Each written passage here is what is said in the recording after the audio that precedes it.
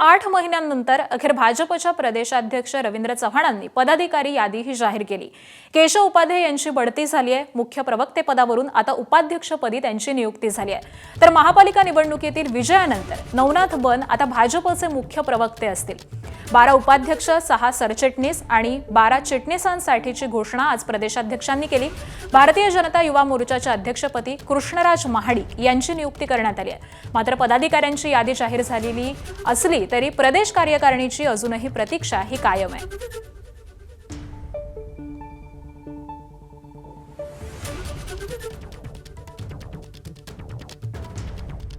Bharatiya Janata party पदाधिकारी म्हणून, प्रदेश पदाधिकारी म्हणून, उपाध्यक्ष म्हणून अतुल कासेकर, श्रीमती भारती पवार, संजय कोडगे, संजय भेंडे, रामदास तडस,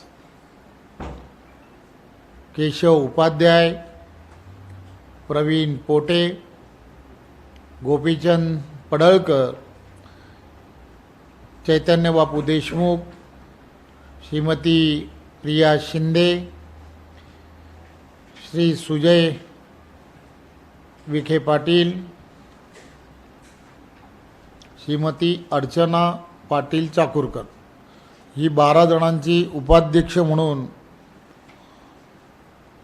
नेमणूक करण्यात येते। आणि भाजपने जाहीर केलेल्या पदाधिकाऱ्यांच्या यादीवरती ठाकरेंच्या शिवसेनेच्या उपनेत्या सुषमा अंधारेंनी केशव उपाध्यांवरती टीका केली आहे। पाहूयात सुषमा अंधारे नेमकं काय म्हणाल्यात।